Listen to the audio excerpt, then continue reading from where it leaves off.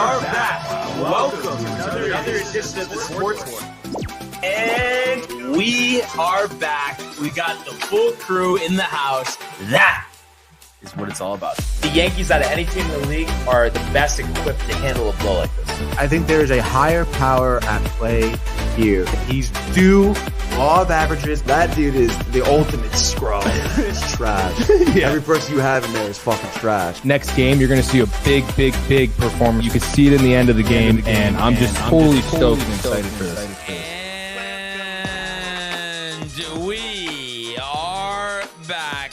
Welcome to another edition of the Sports Port here on a Monday. The Barnes and Tony Show once again. Michael lurking. Lurking, dude. How you doing, brother? I'm doing great, man. Hot off the Horseshoe Cafe episode, dude. Great episode last night. I still think I'm riding that high, to be honest, dude. And of course, maybe it's just because it's coupled with Christmas around the corner, dude.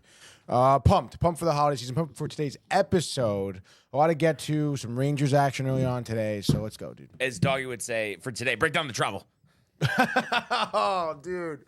I'm just anticipating an absolute shit show. I'll probably be leaving here. I would imagine, honestly, somewhere around like rush hour time. Like, you're gonna leave at like 5? You're saying? Probably like 4. 4. Okay, okay. I would imagine by the time I like get wrapped up here, and then I'm gonna probably make a stop, get some gas, maybe a snack for the road, and then hit the road. So it's not gonna be good, dude. Will there be Chinese waiting for you when you go home?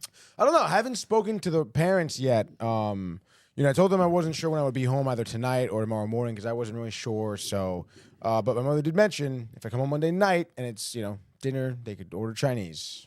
I feel like you're gonna make the push no matter. Even if it's 6 hours in the car, you want that Chinese. I think. Honestly. I want that Chinese, dude. It's just so good. Oh, yeah, it is. It is. I'm not gonna lie. That's for sure. And Josh B in the building, and we were talking about this. Obviously, Josh B's our guy, and we talked about it yesterday about the fantasy matchup. But we were talking about it pre-show, Josh. We think this is like some type of like hoax, or not hoax, but a jinx that even though I don't believe in it, but I think deep down you're thinking, because you're mentioning it a couple times, that absolutely Jacobs is going to break the single game rushing mark and rush for 360 and 3 scores. I mean, I think he has that in mind, Tony. Of course it's on his mind, dude. I mean, it's just, it really is like pretty funny how much he's like kind of downplaying it. Oh, yeah, 100%. But always good to have him in the building, and your mother jacked up as well. Can't wait to see me, she says. And then she also says the cookies are ready. Now, dude. which cookies are these? Definitely the rainbow cookies. The rainbow I would imagine cookies. everything. I don't know if my dad made any like bear claws too, or sometimes he makes like this. It's kind of like a vanilla cookie, and he has like a little sugar icing on it, dude. Oh, It's yeah. really good. No, those are really good. Those are really good for sure. Everything is so good, dude. Yeah, yeah, absolutely. No, really looking forward to it. Like I said last night, pumped to see everybody tonight. So it'll be actually 3 days in a row seeing everybody, and nice. Definitely looking forward to that. And I was talking to my dad earlier today. And both, my nephews, Patrick and Dominic, riled getting the shot on the TV. I guess Patrick was like, he said my name. Oh, that's so awesome, dude. So you love that. Absolutely. Oh, I can imagine the energy with the kids on Christmas, dude. Oh, yeah. When you were a kid, were you like can't go to sleep Christmas Eve, like so hyped? Or? Yeah, you could say that. Definitely, and just couldn't wait to see like what I was getting. For Christmas. So we definitely loved that back in the day for sure. Hell yeah. But a lot to get to. We talked a lot of football yesterday. So before we do that, let's go to the world of Major League Baseball. It's deep to left. It's 700. Albert Pujols. Yeah, what a play! Stop it. Yep. And Alonso cracks one of the Mets win the ball game. Out of sight. And it works at 100 miles an hour. 14 strikeout. Drove deep to left field. There it goes. See ya. All right. right. So a lot has gone on in the baseball world. I know we kind of just touched briefly yesterday with, do you remember, Tony, our guest yesterday? Max. Yeah, that he did a great job, talking some baseball yesterday. But one thing that we haven't got to mention, definitely, sad hearing the news over the weekend about Ricky Henderson passing away, 65 years old, multi-time World Series champ, and played here locally, with the Yankees and the Mets. Yep. So always sad to hear that. Condolences to him and his family, and one of the true legends. The all-time stolen base leader in MLB history. And I even actually got to see him and Jose Canseco play for the Bridgeport Bluefish. No way. Yeah, way back. So that was always that's really cool. That was a cool experience. Yeah, he was one of those people who just loved playing the game. So it's definitely sad, and I guess it was pneumonia. But it seemed like, because I think he was part of like the closing festivities at the Oakland Coliseum. It seemed like he was still in good shape and stuff. So kind of one of those surprising, shocking, and of course sad things anytime you lose a legend like Ricky Henderson. Yeah, dude, it really is. It is sad. Someone who had not only a lengthy, successful career, but just had that charismatic attitude that you expect, from great ball players and people that have impact on a sport like that. And Rick and Dave were going over some of his stats, dude. It's crazy how dominant he was, even into his late 30s, early 40s, leading the league, hits, OPS, walks, dude. Obviously the stolen bags as well, but it's like one of the greatest leadoff hitters ever, dude. Yeah, has the most all-time in terms of leadoff home runs as well, and just the fact too, when you look at the stolen bases, I mean, really unheard of. But his first, really his first 3 seasons where he played the full allotment of games, he stole 100, 130, and 108. I mean, those are numbers ridiculous. I think no one's gonna come close to. Bigger bases or not, they can make them twice as big, and I still don't think they reach those numbers. Literally. So yeah. I mean, an unbelievable career, and I believe it was 3,055 hits, 1,406 on the stolen bases, and 2,295. So I guess he's the gold, all-time record. So he's the all-time runs, stolen bases, and caught stealing. So what a career he had, and finished up in 2003 at the age of 44. Wow, what a run he had. So again, condolences to his family.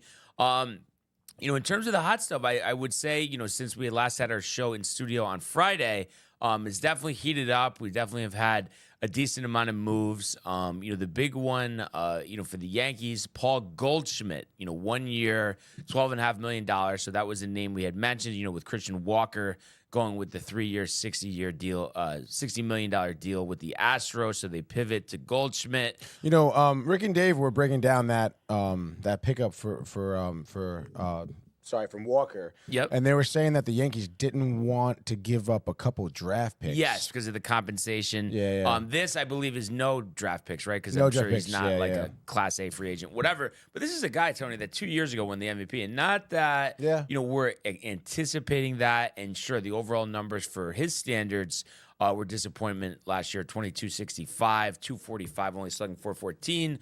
But when you break down the numbers, second half was far better. And metrically, still rates out as a tremendous, fielding first baseman, which is something the Yankees could use. And I could be wrong about this, but I think it was that bad where it was like the end of August to the rest of the season, like their first baseman didn't hit one home run or something like ridiculous. I can believe that. I know they were 27th in the league with OPS. At first base. So I think it's a no-risk thing. I mean, obviously, you're anticipating him, you're getting the majority of, reps at first base, but it's not like you're tied into it long-term. You have internal options. And, if he could just be something like the 2023 version, 25 and 80, hitting 268 and playing good defense, Yankees will sign up that all day. Definitely that's a drastic improvement from what Anthony Rizzo has done the last couple of years. Yeah, dude. I mean, that's a huge improvement. And I mean, it just seems like another move for the Yankees here that does significantly improve their roster, which, I mean, they've had quite a few this offseason. So, I mean, they're doing a good job. Yeah. Surprisingly. So, you would think that this would pretty much, round out That is their offseason. dope. But supposedly Sasaki? they are still, they're in the mix there. I'm not anticipating that, but that, of course, would be great. But supposedly they've been trying to acquire Arenado from St. Louis, and proposed trading Stroman, to do a swap of the contracts, but they denied that. So I think there's 3 years left in the deal. He's 33, the decline. I mean, I know he could pick it at third, but as this is no risk, that is something that I hate, being tied up for 3 years. Because look at us now with DJ LeMayo. I mean, it's just a formality. You would assume anyway that he's just going to get released, sometime before the regular season starts. So you just hate to have those contracts, and I think you're kind of just asking for it by trading for Arenado.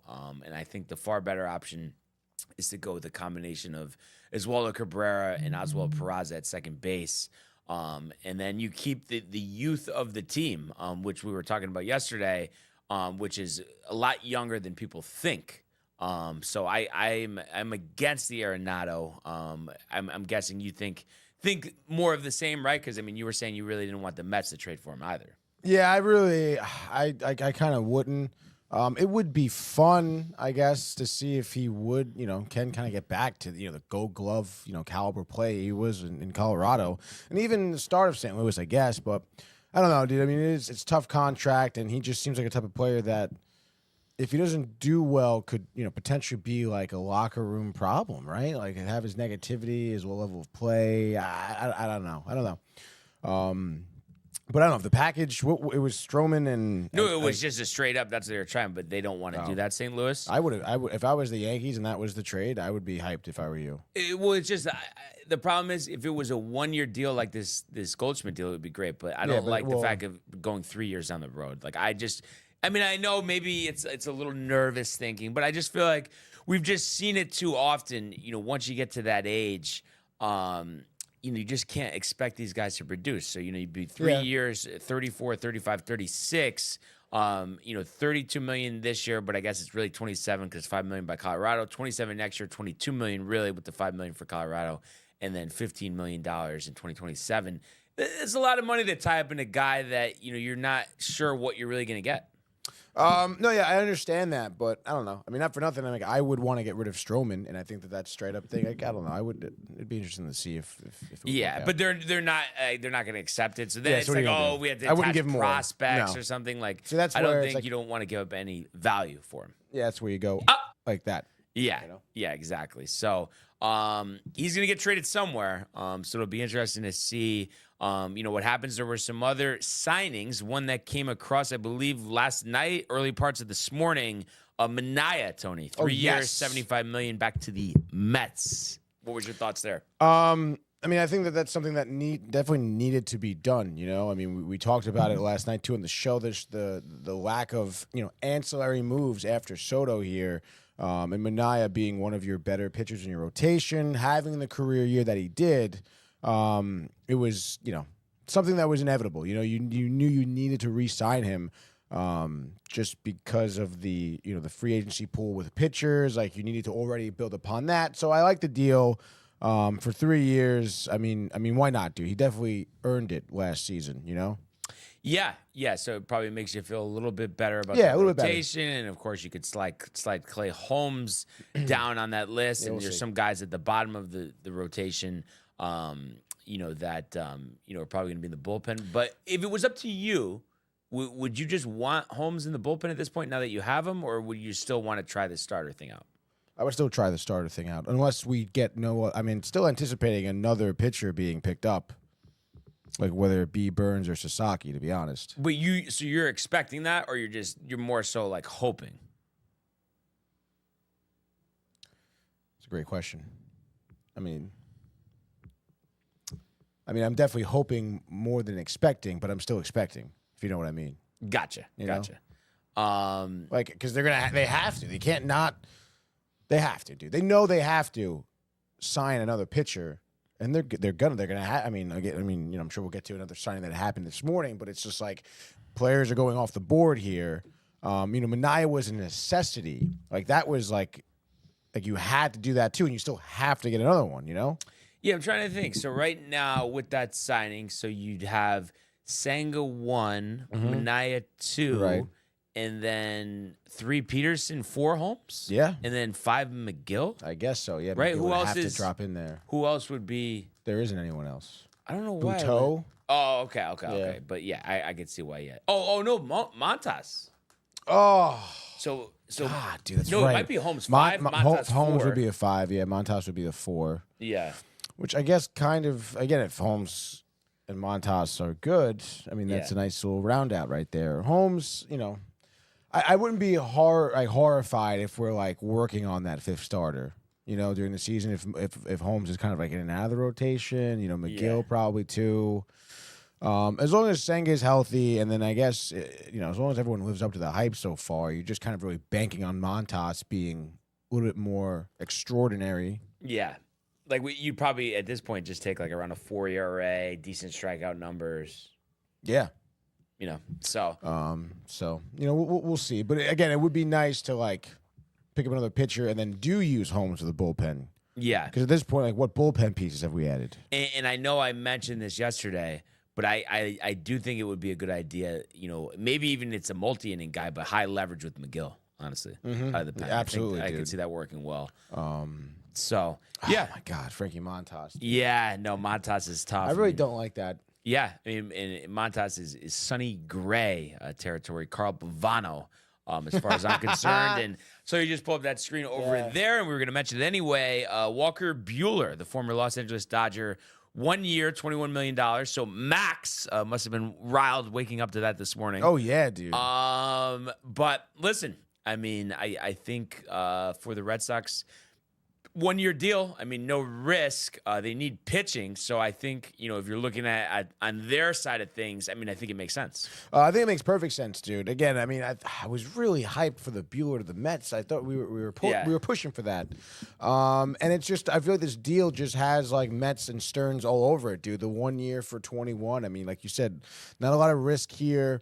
If Buehler is healthy and he does well, he's pitching really well for you. That's great, dude. So I think a huge pickup by the Red Sox, and then you could even, if you need to deal him, you can deal him at the deadline and maybe get some, something for him as he's going into his age 31 season, dude.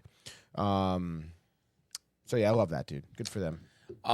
Yeah, and then we also had Jock Peterson, who seems like he's played on about 30 teams this time. By this time, 2 years, $37 million to the Rangers. So obviously, the power for Peterson, who is 32 years old, definitely still there. Just has been inconsistent over the years in terms of batting average, strikeout. But last year was actually one of the best seasons that he had in terms of those numbers.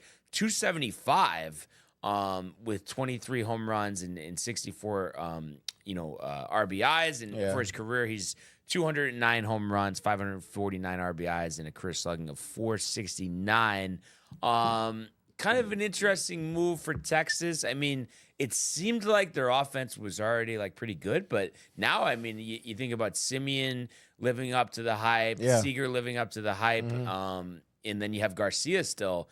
I mean, there's a chance for this Texas offense to be really good on a year that they're coming off that was highly disappointing. Yes. Did they? Was it all like injuries last year? I thought that a lot of their guys had injuries. And then no one hit as well as they had hit the previous year. Yeah. So I mean, I guess I like that. Peterson, he comes, I guess with a lot of experience.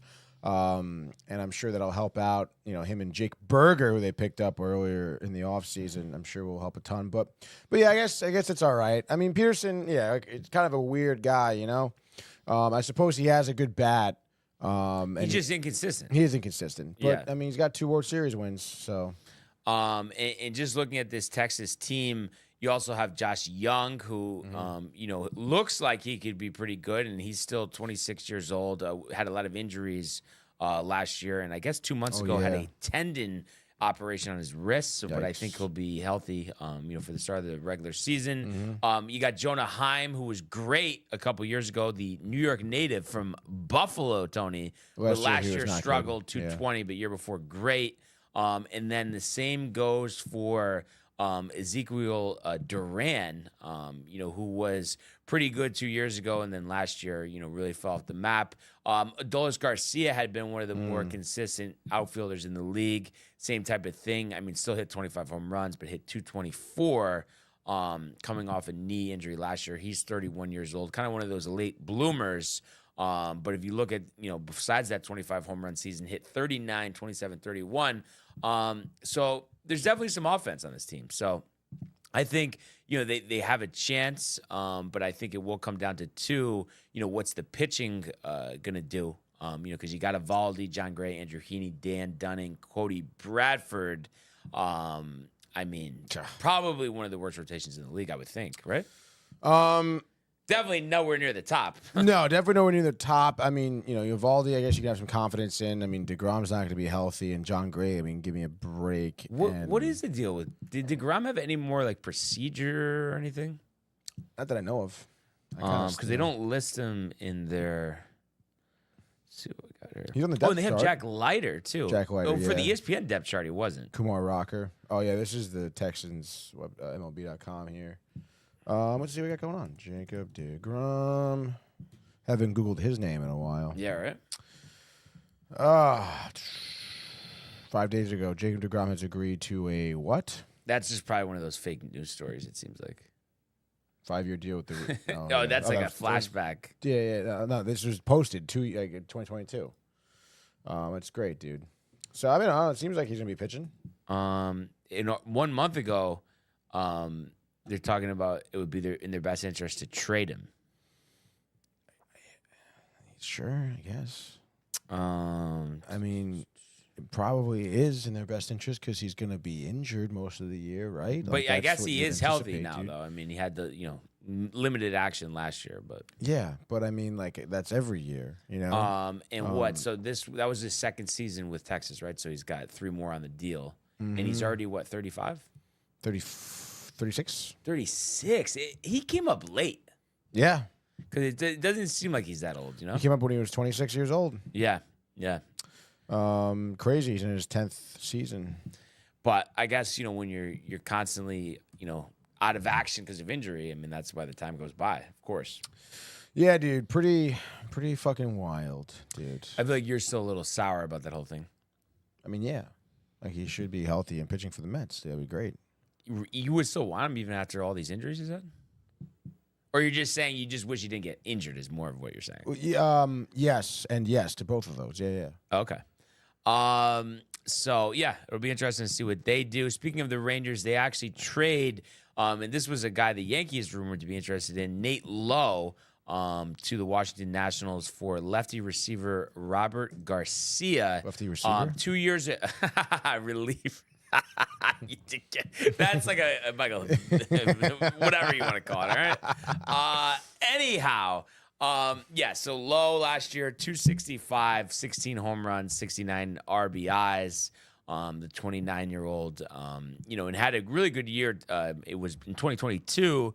302, 27 homers, 76 RBI. So Washington obviously has struggled mightily since winning that World Series. But I think he's a solid player, and it's not like they gave up much, so why not, right? Yeah, it looks like it, right? And only 29 years old, too.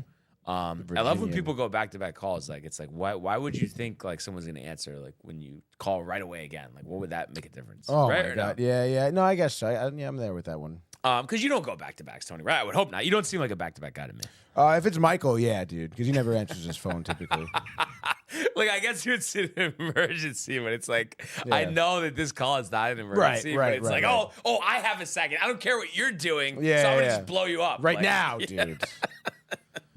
But also, we had a deal, an NL East deal, as Jesus Luzardo. This is a great deal. Traded to Philadelphia from Miami for 2 prospects, I guess, Starlin Caba and Emerin Boyd.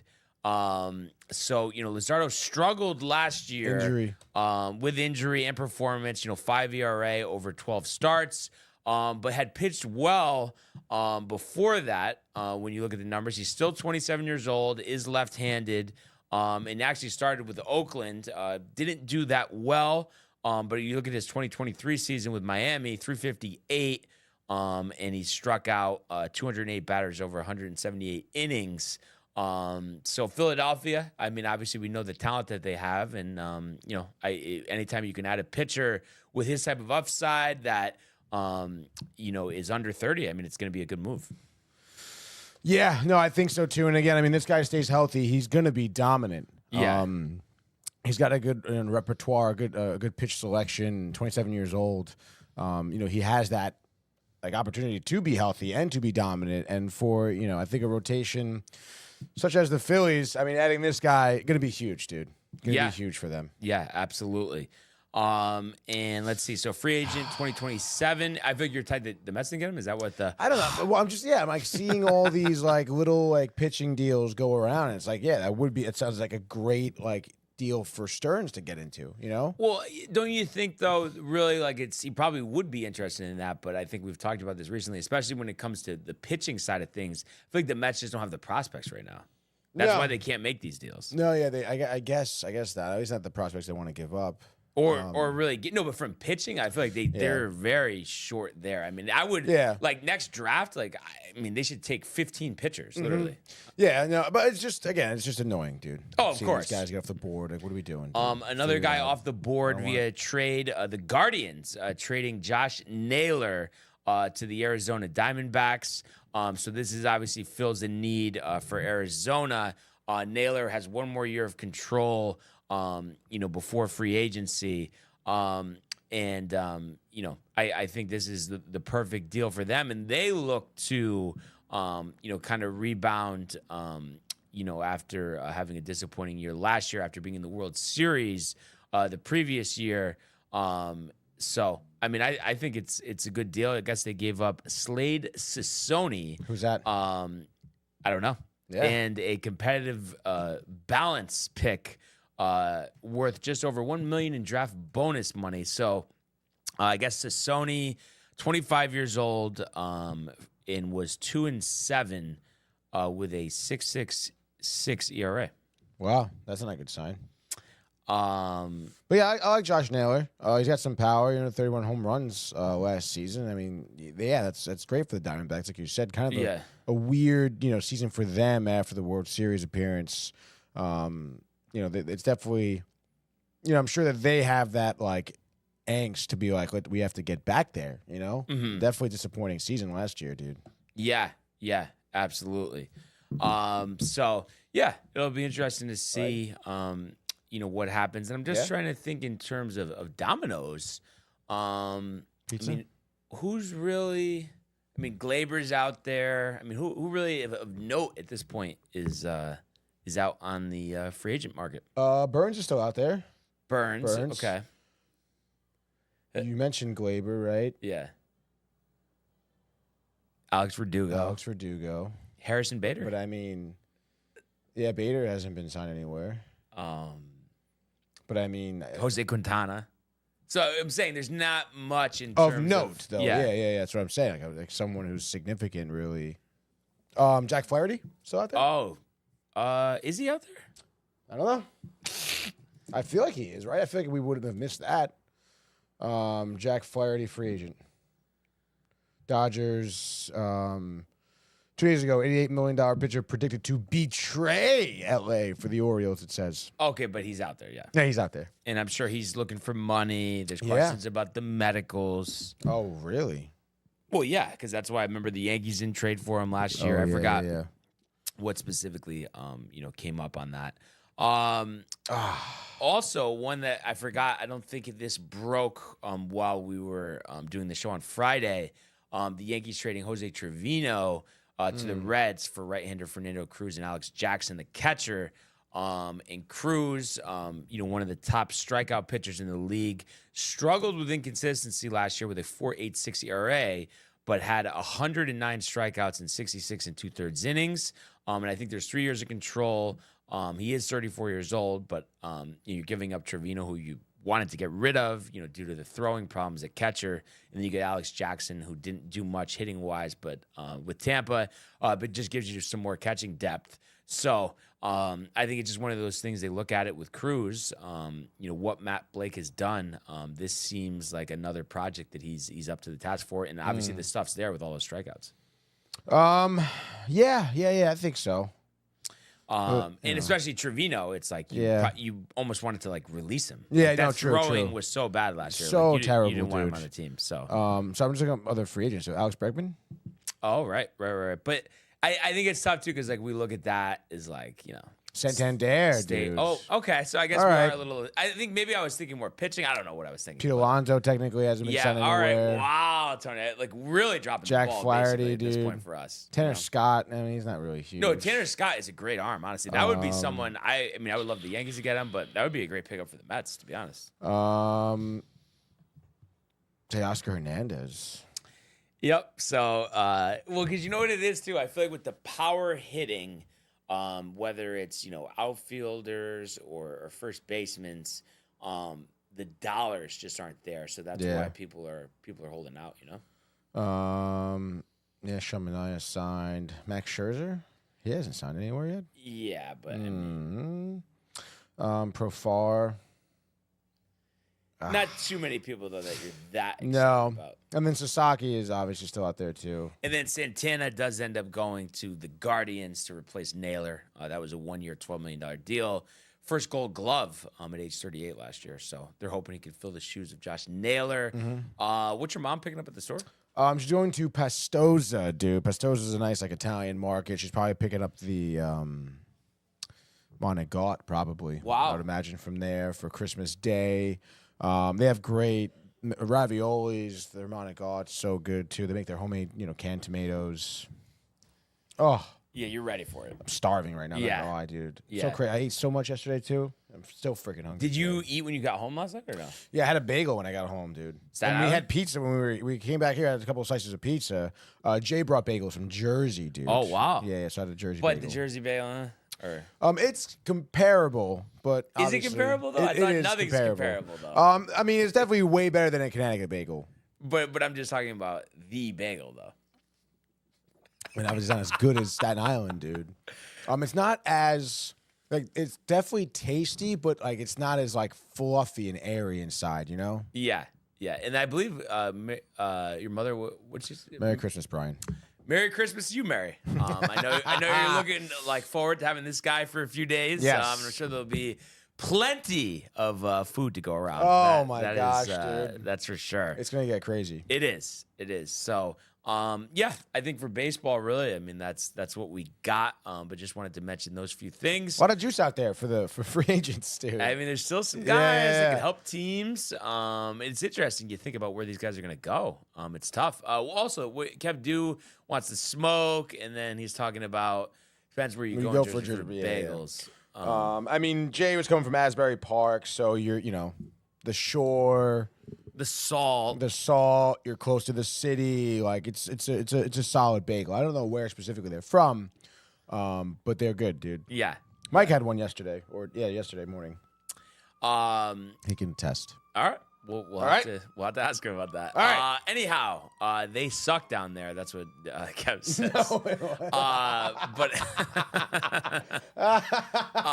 Anyhow, let's go to the world of the National Football League. He wants Jefferson, climbs the ladder. Oh my goodness! Justin Jefferson, the catch of his life. Burrow fires, intercepted, picked off at a pick six. Mako Fitzpatrick, an absolute ball hawk. Niners twist up front and get to Tagovailoa. Bosa again. Mahomes escaping on the move, stops, spins, flips it forward for the touchdown. Stop it. Aaron Jones. Oh, what a tackle! Quincy Williams with a pile driver. All right. I hate to ask the question here, Tony, but is the run over for Baker and the Bucks? Dropping a tough one last night in Dallas, 26-24. A late Baker fumble after a comeback. Sealed this one for Dallas, who also was eliminated from playoff contention yesterday, along with Arizona and San Francisco. But the Bucks now find themselves out of playoff contention, virtue of the tiebreaker that Atlanta has over them. So, I definitely have to say I was definitely surprised to see that. And even though, coming up for Tampa, you have 2 games that you anticipate winning. The only problem is if Atlanta is able to win their 2, they will be in, but they do have that tough game against the Commanders. Washington. But definitely surprising nevertheless, Tony, no? Yeah, I would say it is surprising nevertheless. It is tough. You mentioned the fumble, the comeback, you think it's going to happen, the run, But I don't know, man. I think there was a lot of plays there. A lot of things went wrong. It just wasn't that. I mean, I guess you could boil it down to that fumble, I guess, late. But regardless, I mean, there was drop passes earlier on. Shepard had a few drop passes. Even Evans did too. Offensive line, a lot of times, we're not giving the necessary protection for Baker. People were in his face. He was constantly having to scramble. Even just from watching that first half and start of the third quarter, like at the Horseshoe, it's like, I'm just looking up, and every time I'm seeing Baker having to scramble or getting sacked. He was sacked for 4 times. 4 times? 4 times. Last night. And obviously, Dallas, I guess, dude, they not for nothing. I think they played one of their best games of their season last night. And they did it without a running game. 31 yards on 20 carries. Yeah, which is kind of wild, dude. And they were, their defense was humming pretty well, at least for the first half. Like I said, in Baker's face, they Mike Evans got popped like twice, dude. Like again, they were just like playing with the ferocity as if like, again, if they were playing for McCarthy's job or not, or for Cooper Rush or what. But I don't know. They were playing a really hard game last night, and I think maybe the Bucs were a little bit, taken aback at least at first. That first quarter, they was scoreless for the Bucs. They weren't really getting anything going offensively. So I don't know what it was. If it was nerves or not. Like I said, there was a couple of drop passes. I think there was an early 4th and 3. Shepard just went right through his hands. But then also on the 3rd and 3 too, they had a receiver wide open, and I think it was a missed throw. It was a missed throw, unless the route wasn't run properly. But those were 2 opportunities that easily could have changed this game. Yeah. So a couple miscues by the Bucs. Again, I don't know if it was. I think they were just kind of pushed back on their heels by the Cowboys a little bit. If they were maybe overlooking it or thinking ahead to next week, thinking, all right, Cowboys eliminated Cooper Rush, doesn't really matter. They're not going to be playing for anything, and then all of a sudden they're getting punched in the mouth first play of the game. And that's, I think, what really kind of stunted, their play last night, dude. And Baker boasted pretty solid numbers. Obviously the pick wasn't great. But 3 to 3 yards through the air, he still had that ability to run downfield and command his offense and try and score at least. But, you got to do better. You can't be held scoreless in the fourth quarter. And you just gotta score more, dude. In those big plays, you have to figure it out. Especially when, you're letting Cooper Rush and CeeDee Lamb and Brandon Cook connect downfield so many times, Yeah, that's what I was gonna say in terms of if you have, ideas of winning this division and playing in the postseason, you can't let, especially a quarterback like Cooper Rush, not to say that he's a terrible quarterback, but he's their backup quarterback, and he was 26 to 35 for 292, only sacked once, and threw, a touchdown pass to Jalen Tolbert. And especially when we were watching at the Horseshoe too, and I think you were kind of alluding to this. It just seemed like that Dallas in the first half, in terms of through the air, was just able to get literally everything that they wanted. They're gonna have to have better, pass defense if they want to win this thing. Yeah, no, absolutely, dude. They need a better rush up front.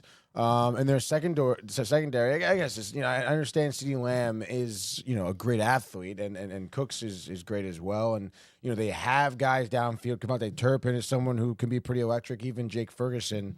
It's not an easiest team to, I guess, defend against. But you got to figure it out, dude. You got to get guys in there. Like you said, you have to attack that quarterback at that point because they have the receivers downfield. You got to find a way to get in Cooper Rush's face. You did not do that at all. And then Dallas's kicker too, Brandon Aubrey. He's clearly good. 2 58-yard field goals and a 53? Yeah. That's nuts. And especially coming from a season where we've seen, kickers not do well. This is probably one of the better performances I've seen all season out of a kicker. Yeah. Yeah, in a single game. absolutely. You would think too. I mean, it's in the next year or two that he would eventually break the 66-yard field goal and hit one from like 68 or dare we say 70 times. Yeah, no, it seems like it. Dare we say, Brian? It probably will happen. Yeah, to be and honest, I want to dude. see it, honestly. He tried the 70-yard field goal earlier, but missed it. But I just feel like put him in a dome, get a good snap, a good hold. He'll be able to do it. Yeah, absolutely, dude. And I think he broke a record last night, too, for 50-yard field goals. Does it show it on this ESPN stats about the 50-yarders? I'm trying to see if there's an article. Aubrey kicks 65-yard for 1 yard shy record. Yeah. Let's see if it says in the stats, maybe. Yeah. So how many? It's 14, right? From this 50, season? 14 of 16, yeah. Yeah, that's a record Is it- already. is it a There's 2 record? games left, yeah. Wow. So, yeah, that's an absurd number of field goals. But it's interesting as Dallas, looks to kind of finish strong here. It does seem like now, even though at first, like earlier this year, you're like, oh, there's no way he's coming back. Now it almost seems like we're like trending this way with McCarthy, coming back as coach. 2 tough games to finish the year. Yeah, I mean, yeah, I guess so. I mean, where else would they pivot to? Like, Well, because it's almost like I said this the other day, like it's almost a just a far better, but like at the same time just similar situation with the Jets, just with like the owner meddling, doesn't want the overbearing coach. So it's like somebody, especially that's looking to start their coaching career or kind of have a renaissance. I mean, I think the idea that Jerry's just going to be down your neck and he wants to be in control, he wants to be a voice, doesn't seem that attractive for potential head coaches. No, not at all, dude. But also, I mean, do you think though that like, I mean, do you think there's still a question mark surrounding, Dak's like position on the team? No, I mean, you just signed just strictly for, and also, I mean, listen, this year, whatever, things didn't go well. He's just signed that big contract extension, but we've seen since he's come into the league, in terms of the regular season, he's been one of the better quarterbacks in the league. Of course, it comes down to the postseason. So I think it just would set up for next year to be a big year. And like, I think ideally for the Cowboys, I'm sure they would love to just do like a 1-year deal, with McCarthy. But like, I don't know if that'll, maybe you do a 2-year and then just you're going to say, fuck it, we'll just eat the money if it goes to shit next year. Yeah, I guess so. I mean, not for nothing. I mean, he really, McCarthy, I mean, you do feel bad for him not having Dak this season, too. I know they obviously didn't have a great start to the year at all. But still, I mean, I don't know. Obviously, losing your quarterback isn't great by any means, but what week did they lose him? Jeez, I want to say it was like 5th, 6th week of the season. It was that early, right? Yeah. So they were 3-2, and then you lose your quarterback. Yeah, that's tough. I mean, you kind of, I would give McCarthy another shot, even though it is kind of weird, like we were saying about Micah Parsons being like, anti McCarthy, then pro McCarthy. But again, it does seem like he's an all right guy, dude. McCarthy. Yeah. Yeah. I mean, it just like I said, I just had heard the foot massage thing or whatever, team meetings, Green Bay. Who knows what was true, what was not? I mean, I know one thing Nobody for knows. Sure is that he loves being a coach, and Foot massages. he definitely, I'm sure, would love to right the ship there. So it'll just be interesting to see if he gets that opportunity. So time will tell regarding that. So it's interesting playoff wise here. So a lot of playoff spots have already been clinched. You have 5 clinched in the AFC, and 3 clinched in the NFC. And in terms of that AFC, the big thing is the team's still alive to try to sneak in for one of the last couple wild card spots between the Chargers and the Broncos. You have the Colts and the Dolphins and the Bengals, all 7-8, but the Bengals have the least in terms of the tiebreaker. So not only do they need to win their final 2 games, but one of those is against Denver, so that takes care of that. But then they'll need Denver to lose Week 18 against the Chiefs. But then also they can't have the Colts and the Dolphins win out. So it'll be interesting to see how that plays out. And if you look at the Colts, they play the Giants and then the Jags. So despite all the uncertainty they've had. They win those 2 games. And then Denver, the big thing really is Denver losing their last game of the season. So if they were to do that, then it opens things up for these other teams. Other than that, it seems like everything's solidified there. And then on the NFC side, really it just comes down to winning the NFC West, NFC South. You have 2 teams that are. One team that's tied, obviously Tampa and Atlanta, Atlanta having the tiebreaker. And then the Seahawks, 1 game back, of the Rams. So, a big couple weeks coming up here for those teams. Other than that, you're pretty much solidified. It seems like it's a guarantee. You're going to see Minnesota, Green Bay, and Washington get those wild card spots. Isn't that pretty sick, though? Those are the teams we want in. Like, the teams that are, like, we don't... But I think they're likely. Yeah. They are likely, for sure.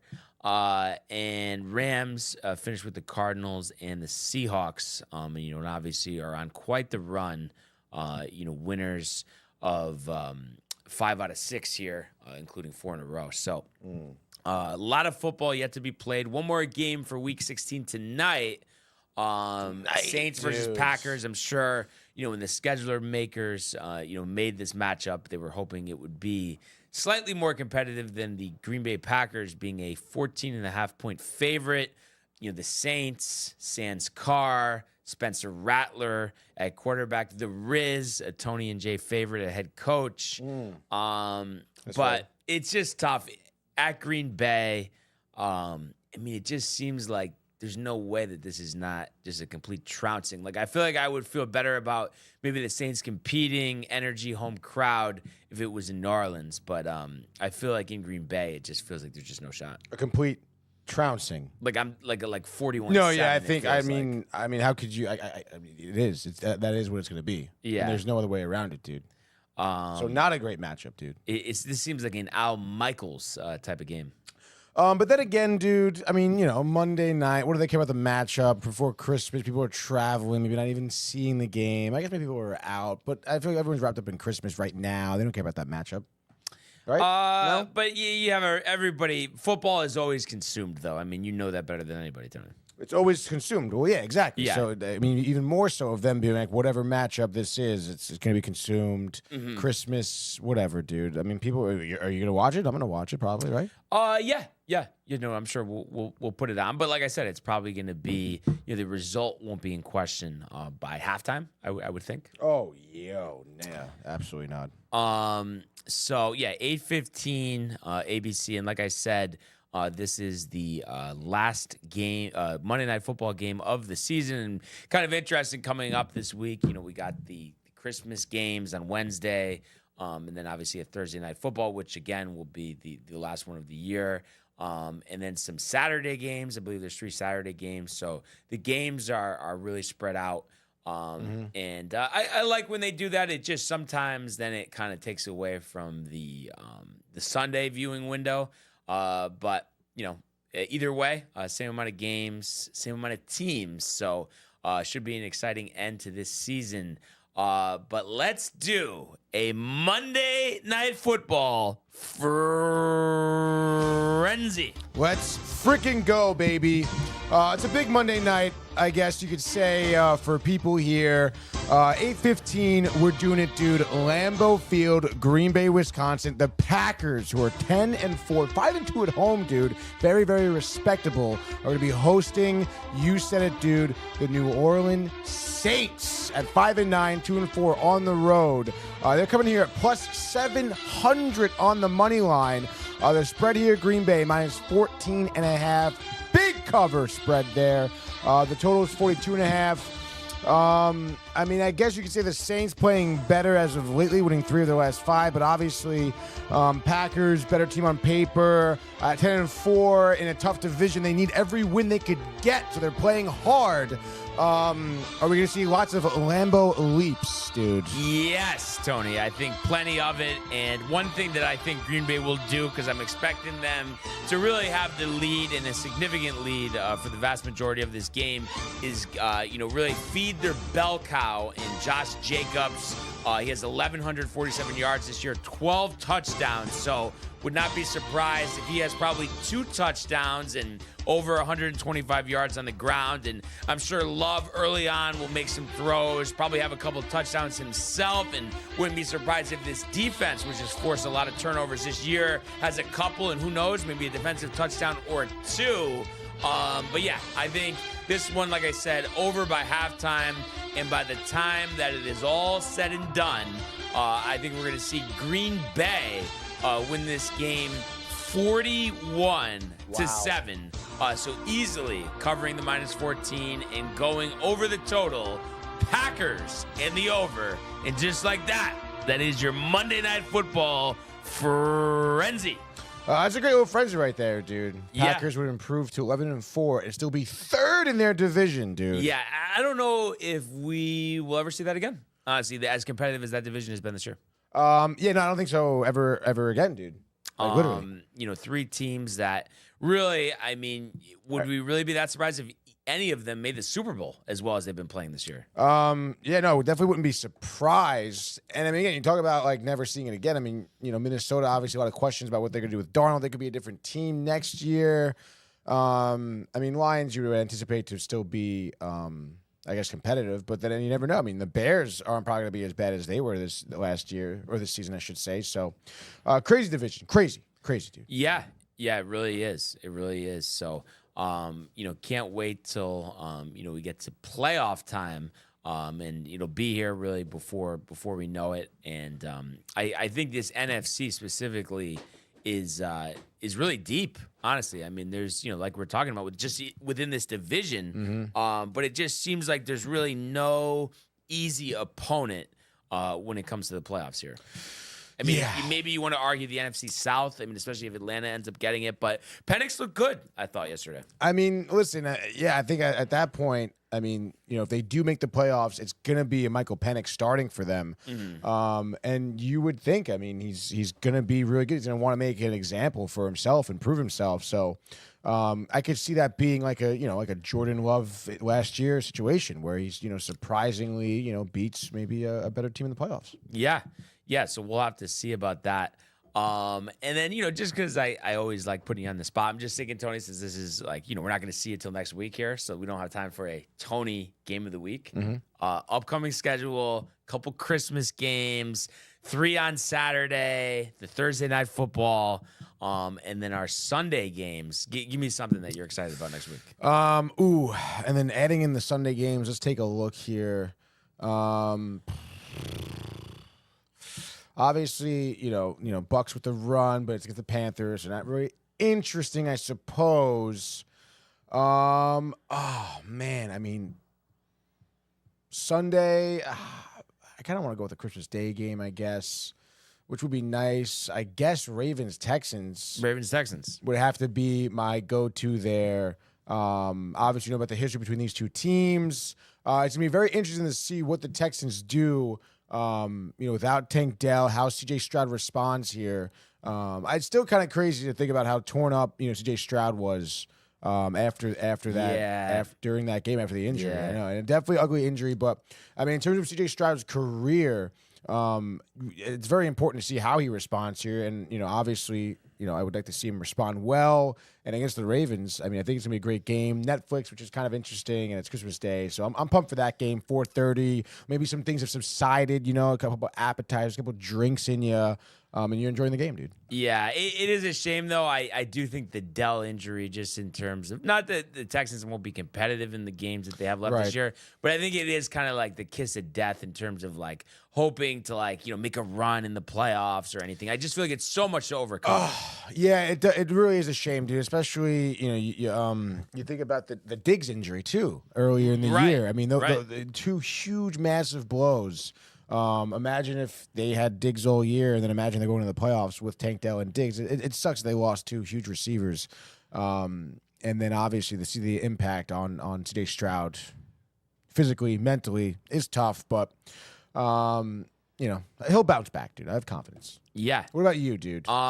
So I'm gonna say just because of what's at stake, I'm gonna go with the Broncos and the Bengals. because this is it. This could be the Joey Ice run here.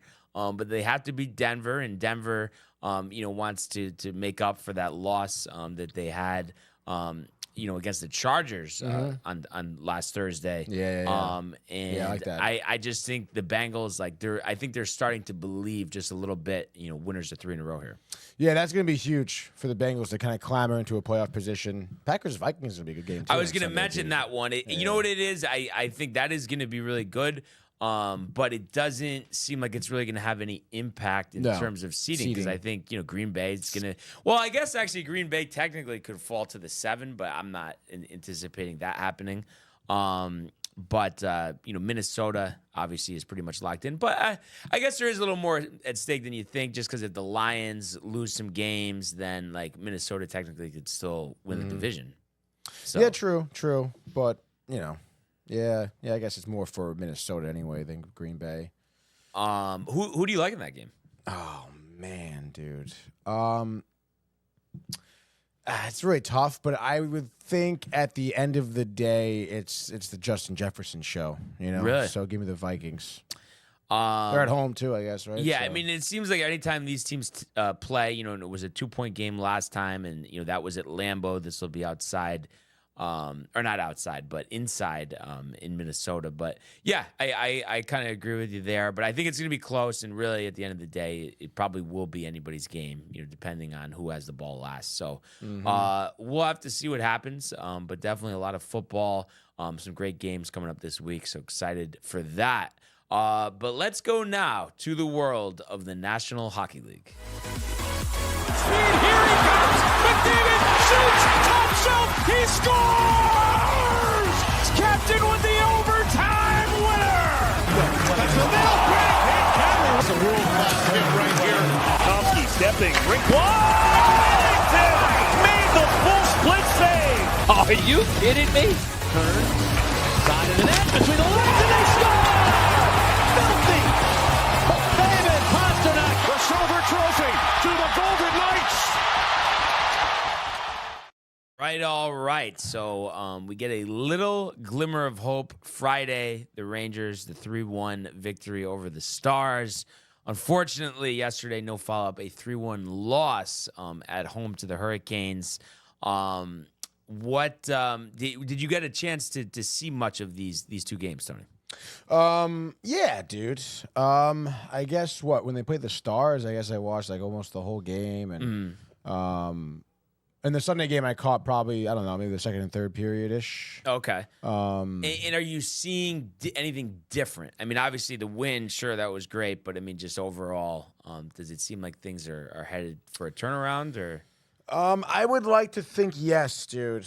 It seems, you want to think about Friday. We can talk about Matt Rempe if you want to. I mean, obviously coming in Friday, the elbow to Heiskanen on the boards. He just got sentenced an 8-game suspension. Also, is that warranted, the 8-game? What was, I actually didn't see.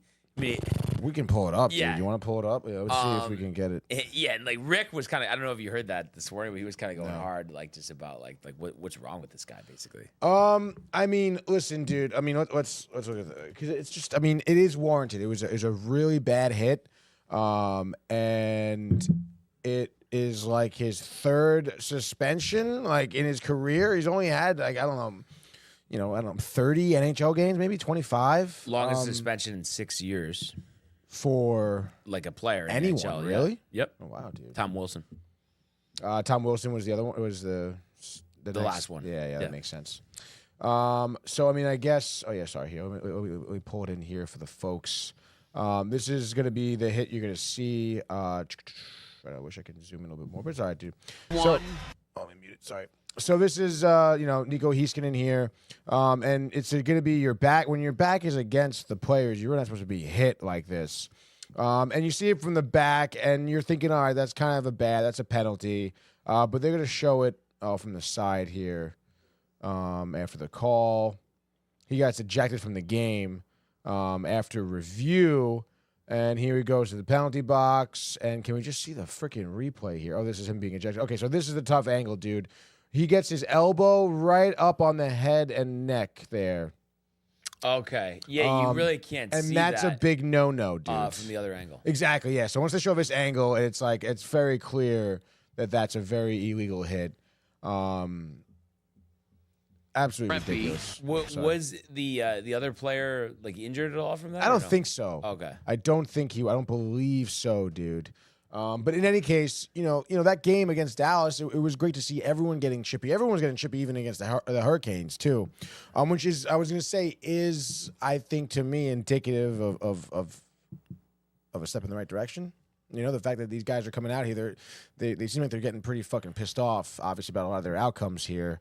And you know, I mean, obviously Dallas, great win against a good team. You know, you come out against the Hurricanes, you try to get back-to-back wins going. As we have another game today, back-to-back games. Less than 2 hours from now. Less than 2 hours from now, At 1 the o'clock Rock. at the Rock against the Devils. And then that's the last game until, I don't know, Saturday or Friday.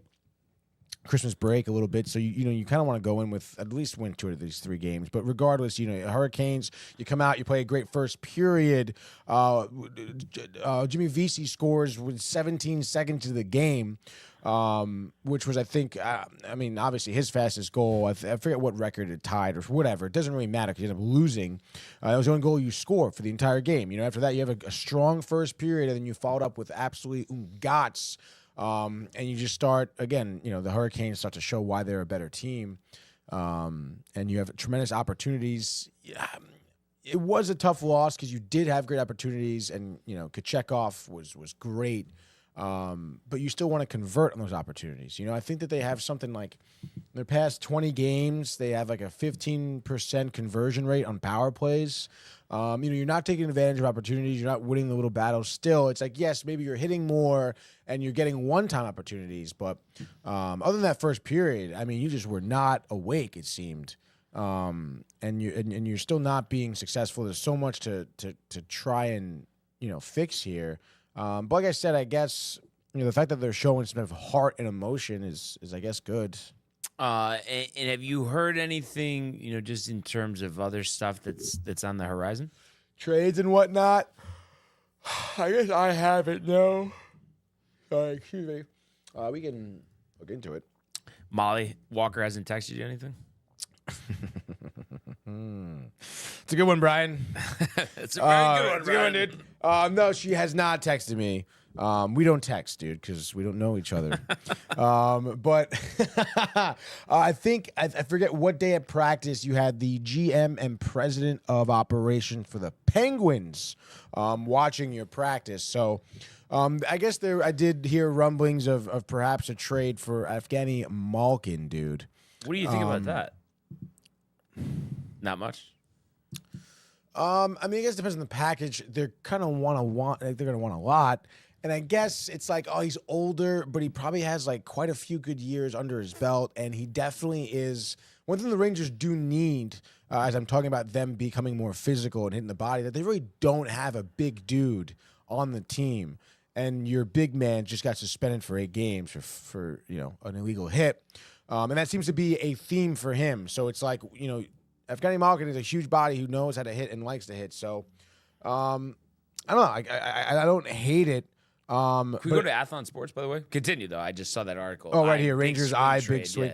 Yeah. But the only thing to me is like how many times are we going to get a fucking, a guy who's super old on the team, That's the only thing I would have a problem with is Evgeny Malkin's age. He's 38, and he only has 7 goals in 35 games this year.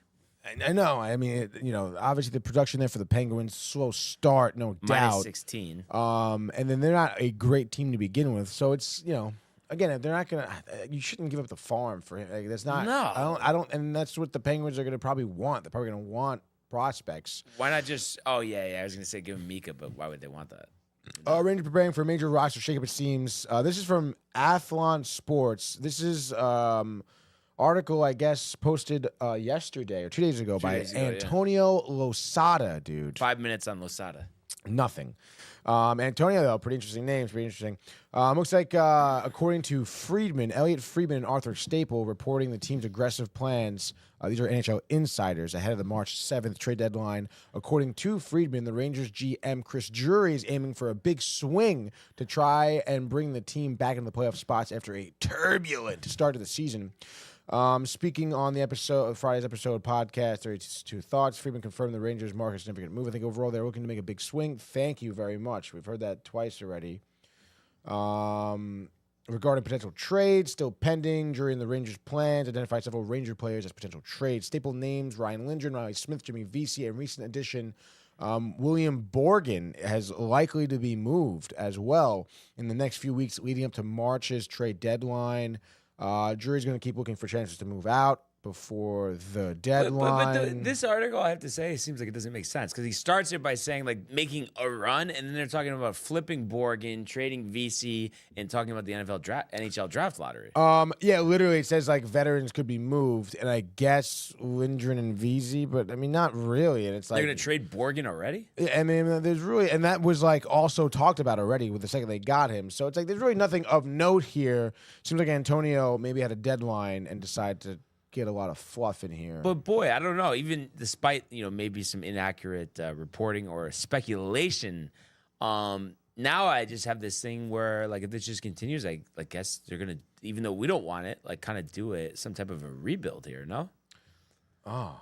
Right. Yeah, no, for sure. And I wasn't even considering that. This whole time I'm thinking of just stuff to like kind of salvage this season, but it seems like that might not be happening. Yeah, which is a shame, dude, because I think this season could still be salvaged. Again, all you have to do is just make the playoffs, make a wild card spot, and then you can, move from there, dude. You have a great goaltender who's been the only player who's been playing well. And I'm really pissed that article really didn't say much at all, dude. But now I feel like you're getting a little nervous, no? About what? No, about the rebuilds. Because I don't want it. I'm saying it shouldn't happen, to be honest, dude. Bleacher Report, 5 trade landing spots to revive Mika Zibanejad's career. Let's see what they have, dude, because Buffalo Sabres, that would be kind of cool. We can, grab a couple of talented players from there. Alex Tuck. And we've seen them make significant trades. They traded Casey Middlestat last season to the Avalanche. I forget for who. But obviously Middlestat was their captain, I think, and highest goal scorer. Looks like they have potentially the Blackhawks as a landing spot for Mika. That'd be interesting. The Predators as well. We talked about potential trades with them. The Sharks. Hockey Club. I kind of like maybe making the trade with the Sabres. That'd be kind of cool. Who would you want? I mean, I can't really say. I think they have a defenseman, Cousins, who's pretty solid. Let's look at Buffalo Sabres depth chart, dudes. Jason Zucker. No, thank you. Dylan Cousins, the center. That'd be kind of cool to maybe nab him somehow. And that'd be kind of cool, Zibanejad also, kind of center for center. Let's look up, what Cousins is doing here. 23-year-old, obviously young, a little bit more than Mika. 15 points in the season so far. Getting 23 years old, first round draft pick. That seems like maybe it could be a stretch, but again, I mean, if they want Mika, that'd be cool. Maybe even a Ryan McLeod. He's their fourth line center. That'd be kind of cool. Getting some offense return for Mika would be huge. And really any type of return. Right? Obviously. I don't really think, I wouldn't think you're getting maybe a defenseman out of them, at least not a starter from Buffalo. But yeah, a different defenseman would be great, dude. Or a center would be great. I feel like my wind, though, just from reading that article, has kind of been taking on my sails. Like now I'm like thinking like it's like just a rebuild at this point. Like I don't want that. It's not a rebuild. You really you feel good. Like you really think they're gonna acquire people here that can help us win this season. Yeah, at the deadline. Absolutely, dude. Absolutely. So basically, you're putting all your stock in Buffalo here. This is what we have to do. Mika to Buffalo, make it happen. Lindley. But then again, are they gonna want to trade for Mika? Haven't they lost like 12 in a row? Yeah, like either 11 or 12 now. Yeah. But maybe they are. Shake things up. Or do you think we just mess around with some of our prospects and then get Thompson? Like give up prospects to get Tage Thompson? Yeah. I don't think so, dude. I mean, I like Berard. Peralt is someone who really can't be touched. I don't think. You really wouldn't give up Berard in the package for Thompson. Brett Berard and who else? Like, what's the package? I mean, I feel like a couple draft picks. Probably throw Zach Jones in there, maybe Borgen, something like that. Yeah. Oh, damn it! What the hell is that? I guess it's not too bad. I suppose. I think he's kind of been playing better, no? Recently, I know he kind of started off slow. Yeah. Last 5 games, he's got 2 points in the last 5 games. It's just like the rest of the team. Yeah, So maybe stock really. down, get a little bit of a bargain. I don't know how much of a bargain it'll be, but he's 27 years old, 25 points in the season so far, and low first round draft pick. I mean, yeah, you shouldn't really be giving up the farm for him. It's a low first round draft pick. Obviously, Berard, it's not. He's a high first round draft pick. So I don't know, dude. I feel like maybe Thompson and someone else in the Mika trade would be kind of cool, I guess, too. Let's see what we can really compare with for Mika's advantage. And while you're looking that up, Josh B. Saying it feels like New York sports are just cursed. Maybe the Knicks can break it. It's a poppy time in the New York sports world. I don't know, Josh. I think he definitely meant poopy, but I think that baseball, I'm really excited for. I think it's going to be a great run there. I mean, obviously football sucks, and I mean, I don't know. Maybe the Rangers figure something out. I was gonna say also, I'm excited for the Rangers to turn it around, dude. They are going to turn it around. Like Drury is going to be active at the deadline, and they're going to figure something out, dude. Like, is I have there my a confidence trade in that, dude. done between now and the next game Saturday in Tampa? I don't think so. Over Christmas, no. No, really. No. You think he's just the holiday parties? Yeah, the colony holiday party. It is kind of crazy because I feel like I say this every year, but they really do play in Tampa around New Year's Eve every single time. Really? Because remember how Matt was there and he met the Oh players, my gosh, that's and right, they definitely were down there last year. They were down there last year. But unfortunately, I don't know how much of a celebration, Tony, it's going to be down there this year. Yeah, dude. Probably not much, especially if Mika is still sucking ass. If the team is still sucking ass, dude. Do you think he's done or he's just not trying? I don't know, dude. I mean, geez, I think he has like 2 points in his last 10 games. I mean, that's like really embarrassing. And he's like playing shit defense. Nothing's good there. I don't know. I would probably think he's not trying, to be honest, dude. I don't know. Because he's not bad. He's not that bad. He's not this bad. He's not this bad. Yeah, no, it's embarrassing.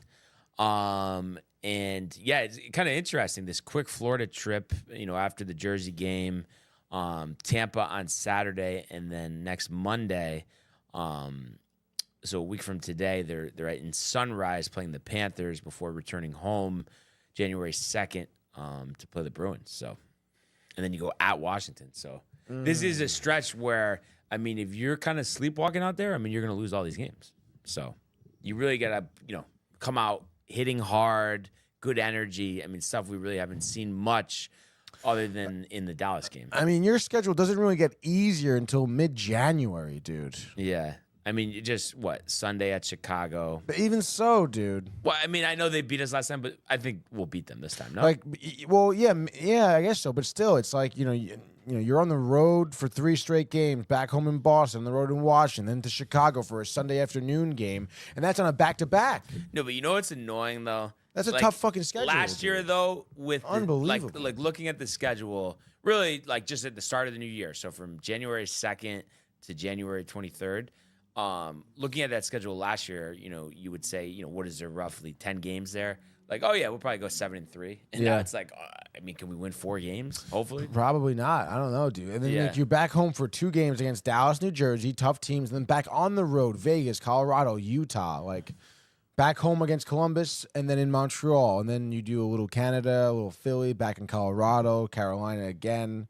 Nothing looks easy, dude. Yeah, none of this is good here. So it needs to start today. That's for sure. And kind of interesting that they do the Christmas Eve matinee game, huh? Yeah, no, that is kind of weird. Because you would anticipate like not many people are tuning in at 1 o'clock. But I think a lot of people just took this whole week off from work, though, no? Yeah, but I feel like, like a lot of people scramble, like the last minute gift cards on a Monday before Christmas, like outside. Like, all right, like sick, dude. Yeah, no, the timing is interesting, Tony. But I had to say, I mean, this is it. I mean, you have a flat performance, then I'm telling you, it's going to signal the rebuild. Like, you get embarrassed at the Rock today. That can't happen. So hopefully it doesn't.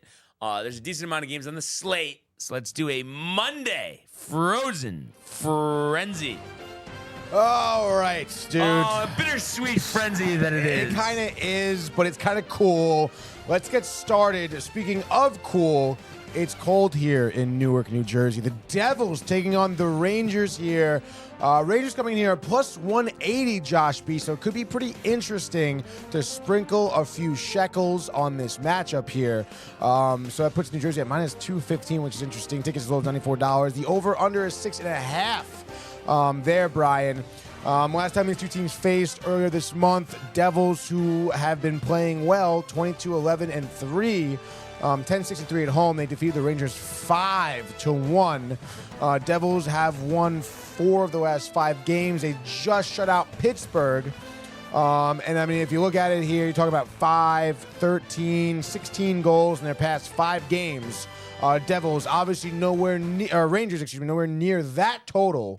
Brian, what do you see happening here? You have to trust in your tender. And honestly, before I looked at Daily Face-Off, I thought they would give Igor one more run. I guess they wanted an extended break before they head to Florida. So Jonathan Quick behind, or I guess in between the pipes for this one.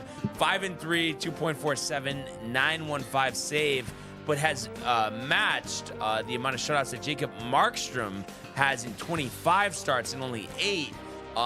So I think that's our key here. Jonathan Quick turning back the clock and having a shocking, surprising, and maybe season-changing shutout. And I know I said I wasn't going to take him, but if this feels like a game, rivalry game, you want to have a good Christmas, not have that sour taste and have to wait till Saturday to get another shot. So I think Quick has the shutout. I'm going to say 37 of 37, and they get 2 goals, one by Berard, and one time for the first time in maybe like 3 months, Chris Kreider with a tip-in goal, late third period, 2-0 Rangers. Rangers in the under.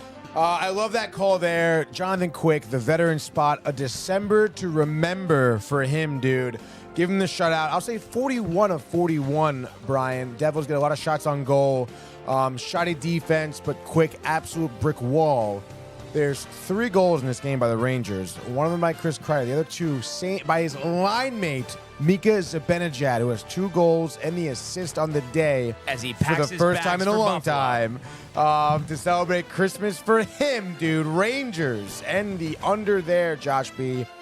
And that's 1 o'clock. So we went to the 2 o'clock time slot now. Toronto Maple Leafs, a little bit of a Canadian matchup here against the Winnipeg Jets, Brian. The Jets 24-10-1, it says there. 12-7 on the road. Crazy road record there. That's pretty interesting.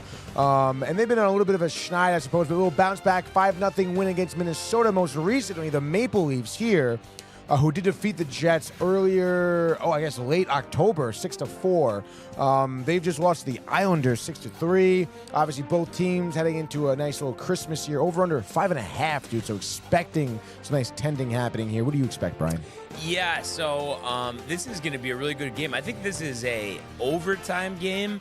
But listen, I like the way that the Maple Leafs have been playing. I think they've been playing better than the Jets over the past couple weeks. So I think, they get the offense going. And I think this is a 4-3 Maple Leaf overtime victory. Mitch Marner, the game winner. Maple Leafs in the over. I like the OT call. Mitch Marner's been doing great work for the team here. And the Maple Leafs, like you said, Brian, have been, I think, performing better than the Jets. I love Connor Hellebuck, but I think Stolarz and the boys. Stolarz, not Stolarz. Wow. Whoa. Wow. And the boys. Wow. And I'm going to say OT winner as well. Johnny T, though. Nets won for the Maple Leafs. They win. I'll say 2-1. So Maple Leafs and the under, Brian. Next game, as we have a ton of games, by the way, today. 7 p.m. now, normal time set. TD Garden in Boston, Massachusetts. Nice and snowy up there in this Christmas New England, dude. Capitals taking on the Bruins. Bruins minus 125 here. Over-under is 5.5, dude. First time these two teams are facing each other. We know about these teams, the schneids that they've had. Capitals going through a little bit of a schneid, even though they're still 23-8-2. They've lost 2 of the last 5, which is a little bit of, I guess, out of character for them. What do you see here for the Bruins at home? I think bounce back for the Capitals, get back to their good character, Tony. I'm going to say Dylan Strome, 4 points, 2 goals, 2 assists. I think the Capitals actually take this one handily. I'm going to say 4-1 Capitals in the under. That's a tough call Get here. back to character.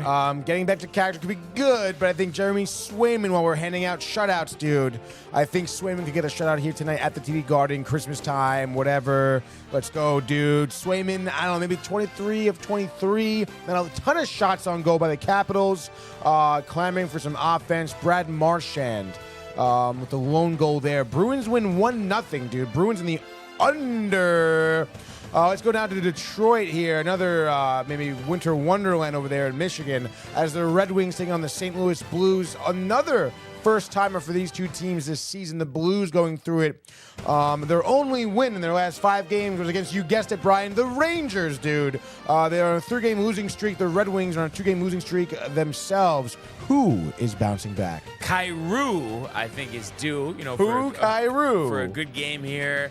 Binnington, I think, will be solid.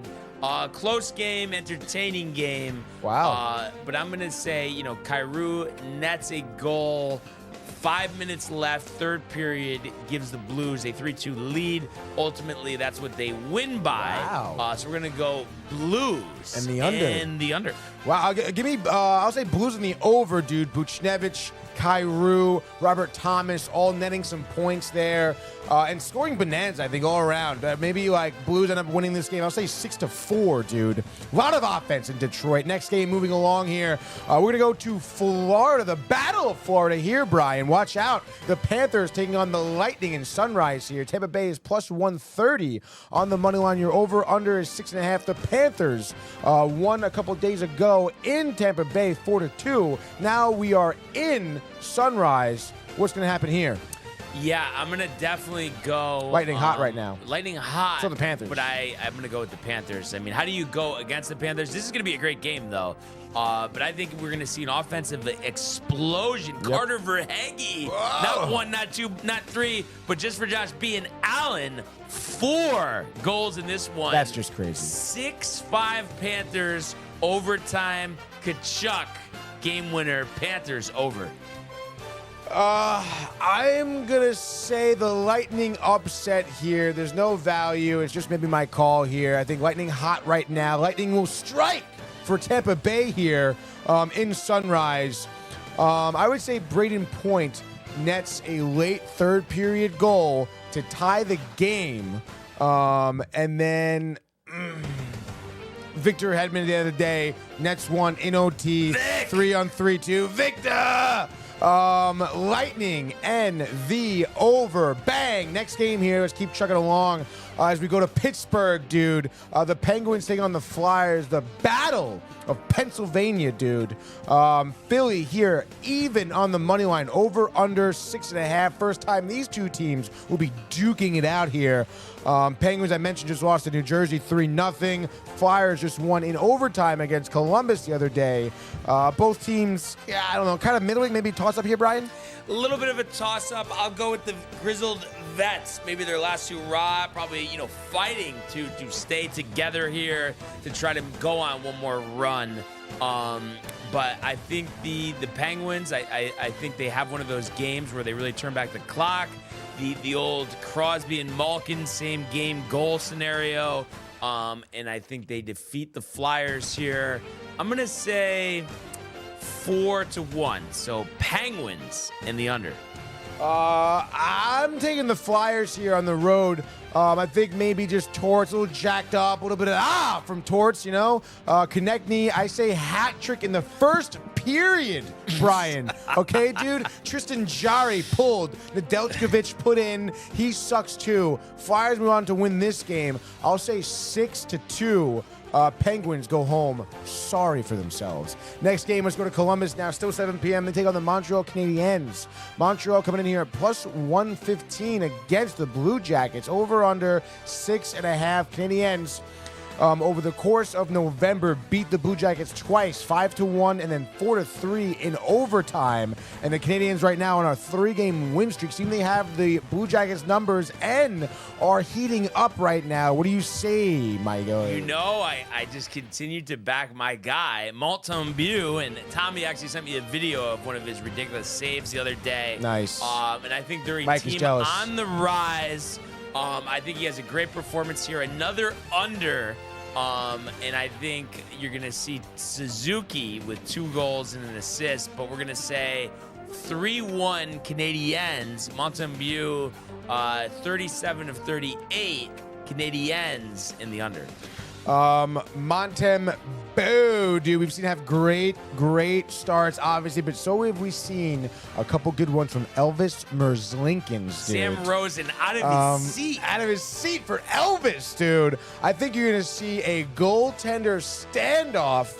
At the end of the day, Suzuki, late in the third period, maybe middle of the third period, nets one, breakaway, 1-on-none, beats Elvis, glove side, top shelf. Canadiens and the under. They'll win it 1-0. Next game here. Where are we? Oh, wow. UBS Arena. The Islanders for the Battle of New York.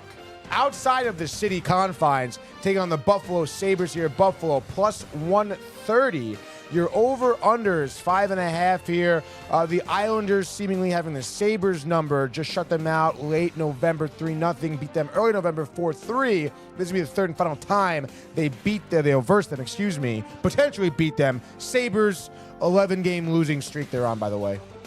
Yeah, because you're like looking at this. How are the Islanders minus 150? It's because they're playing the Sabres, and I think the Isles fans, just, you know, it's been a tough one, just like it's been tough for us, but deserve to go home for Christmas happy. And Hammered. Hammered and happy, but because they're playing the Sabres, I think they get the job done. Anders Lee, a little bit of a renaissance this year. 13-game losing streak, by the way, for Sabres. I'm going to say that the Islanders will end up winning this game. Still a little tight, but they win 3-1. Islanders in the under. A baker's dozen there for the Sabres in terms of losses. Kind of crazy. Rough seat, getting warm. It is getting warm, but I think the Sabres break out of it tonight, dude, and it's going to be the patented Islander third period collapse. Maybe they're up 2-0 going into the third. And it's going to be Owen Power starting it off on a power play. Slapper from the blue line. Then Thompson follows it up. All of a sudden, there's 10 minutes to go in the third period. And the Sabres are up 3-2. That's your final. Sabres and the under, dude. Oh, man. Next game now, Nashville. The Predators taking on the Hurricanes. 8 p.m. now. Carolina minus 125. Your over-under, Brian, is going to be a measly 5.5. First time these two teams are playing each other. The Preds, we know about them. They beat the Rangers. The Hurricanes, we know about them. They beat the Rangers, dude. What do you got? This is such a sketchy line, so it makes no sense, but I think it's just a trap. Oh, Carolina, minus 135 all day. So give me the Grizzled Vets, the Predators. I think an overtime game, sketchy total, 2 at 5.5. I'm going to say Stamkos nets the game winner 5-4 Predators in the over. Sketchy line, though, you have to admit. It should be minus 160. It should be. Kitchekov shutout, second of the year. Why not? Hurricanes win 3-0. Carolina. Oh, I know and why. The under. Why? What do you got? Dustin Tokarski Oh, likely to start in net. I don't care. That's why I said it was going to be high scoring anyway. But yeah, just wanted to throw that out there. I still follow Canes in the under. It doesn't even matter. Let's go down. Next game, still 8 p.m. Minnesota, the Wild take on the Chicago Blackhawks here. Chicago coming here plus 200. Bedard, 29 points on the season, 21 of them coming from assists. Needs some more goal scoring out of him. So far, the regular season series is split at 1 apiece here between these two teams. The Wild, talking about being on the schneid, tough schedule, but they're on a 4-game losing streak, only scoring 4 goals in those 4 games. The Blackhawks, bit of an uptick, winning 3 of the last 5. What do you see here? Yeah, I see a Wild victory here. Bet the house, Josh B. Not on those 4 goals that you're questioning, but on the Minnesota Wild here. I think they're all over Chicago in this one. I'm going to say this is going to be 6-2 Wilds and the over. That is wild, but I do agree with that. 6-2 is a pretty reasonable score, I think. Blackhawks don't score enough. Maybe Bedard gets 1 in the assist. But it's Wild, yeah, and the over. Why not, dude? Next game here, 9 p.m. Let's go to Vancouver. Final 3 games on the slate here. The Canucks taking on the Sharks. Sharks, a team that did kind of get hot, but then 4-game losing streak. The Canucks that also did that. What's going to happen? Lose 3 in a row, 4 out of your last 5 here. Canucks did beat the Sharks early November 3-2. But Canucks doing a little bit better than San Jose. Plus 210 on the money line. Could be some value there, Brian, as the over-under is set at 5.5. Another good game here. I think an overtime game. And the young buck, as Tony would say, getting his moment. Celebrini in a shootout. 3-2 Sharks. Sharks in the under. Get the value on the Sharks. Plus 210, Josh B. Sharks and the value. I'm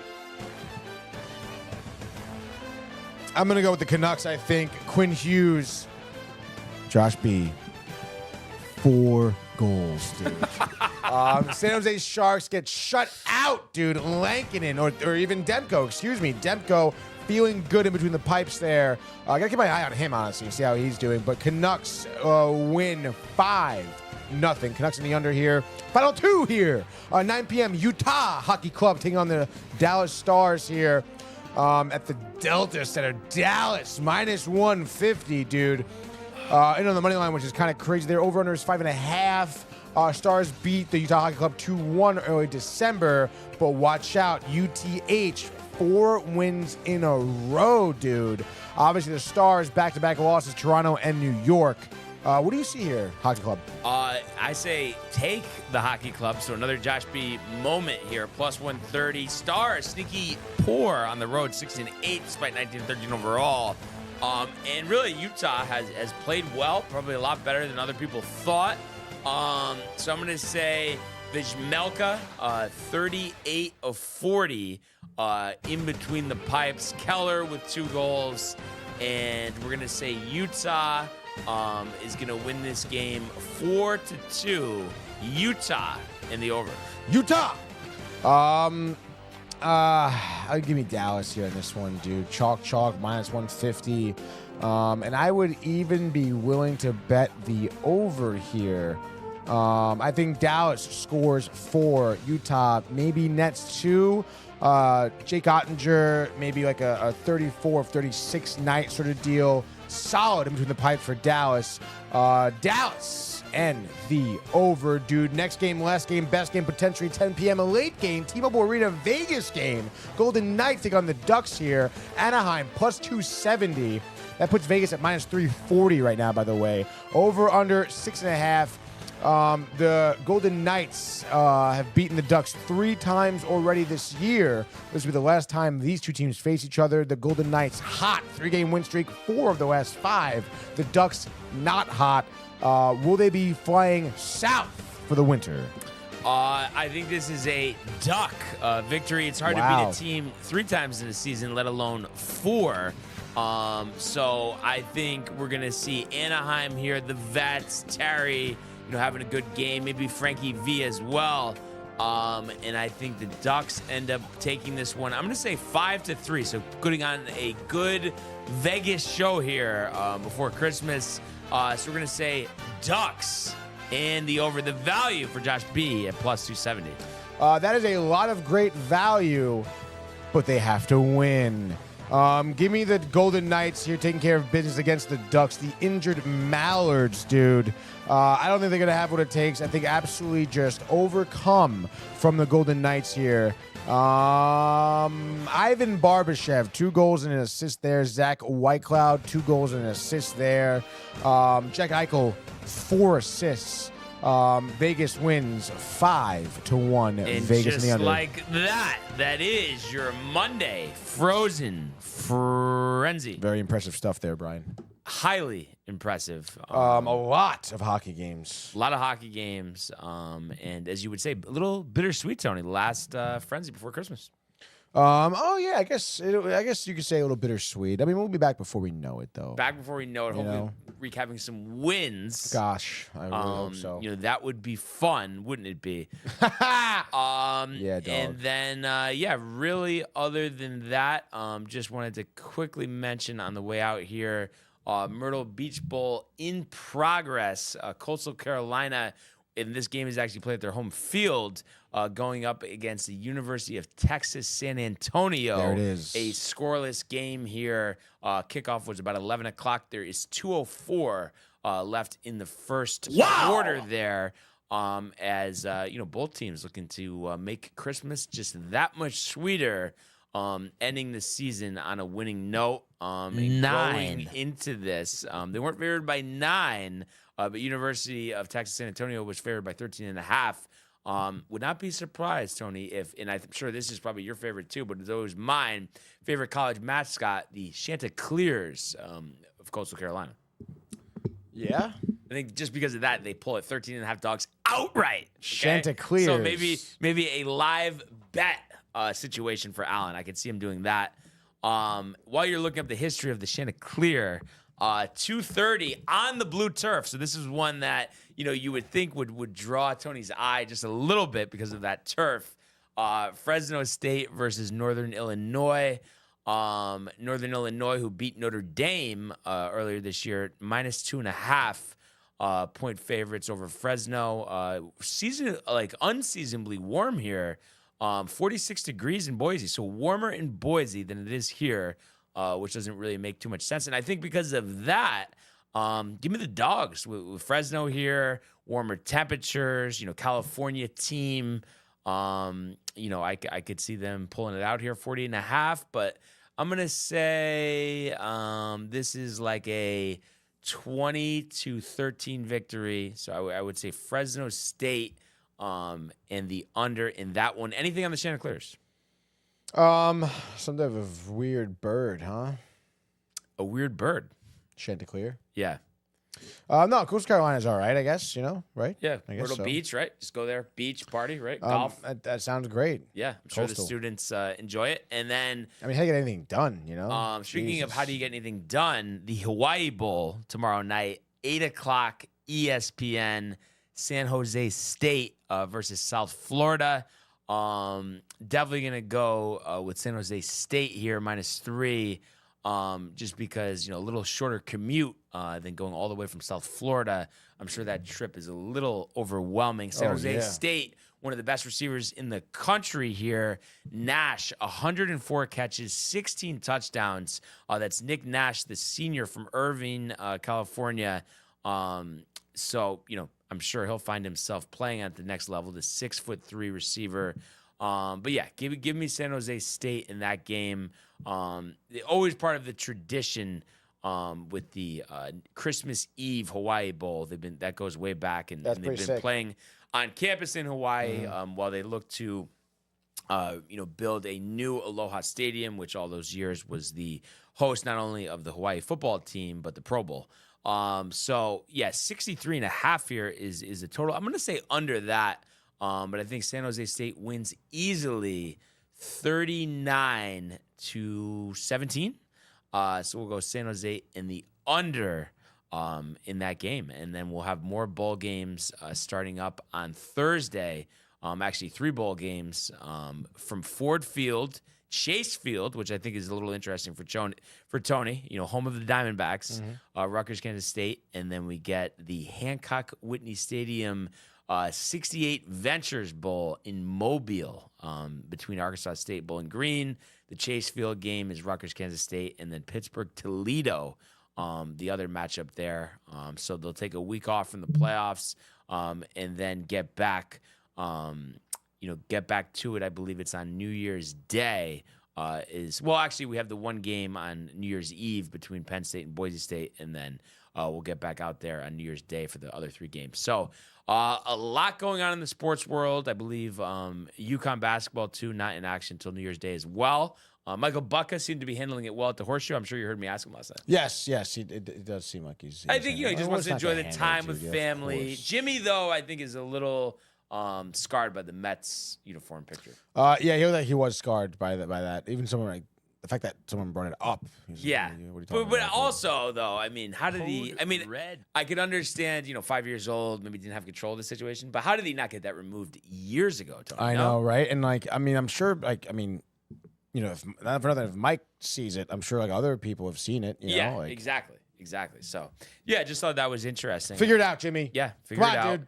But yeah, that's really all we have here. But definitely want to wish you yourself, Tony. I'm sure you're gonna have a great time. The Staten Island vacation, the king of Staten Island, returning home this evening. The Chinese food. I know you're riled up. I am really excited to be home to relax, enjoy the holidays, the family, the food, dude. As I'm sure you are as well, Brian. Yes, absolutely. Yes. Looking forward to it. And we want all of you guys, everybody, to have a merry, a happy, a healthy, a safe Christmas. Yes. Next couple of days, or whatever holiday you celebrate. We'll be back. We'll be back on Thursday. So look forward to talking with you guys then. But as always, would like to thank everybody for tuning in and continuing to comment, like, and subscribe. All of the archives in the YouTube page, Tony, Michael, Renee, and Jay in costume, the merch at downtimetv.com. Want everybody to enjoy the day, enjoy the games. Let's go Rangers! And we will see you on Thursday. Hey guys, Tony here from Downtime TV checking in. I want to thank all our fans out there who's been liking, subscribing, sharing our content. You guys are the best. You guys are our bloodline. You make us love what we do. Thanks again.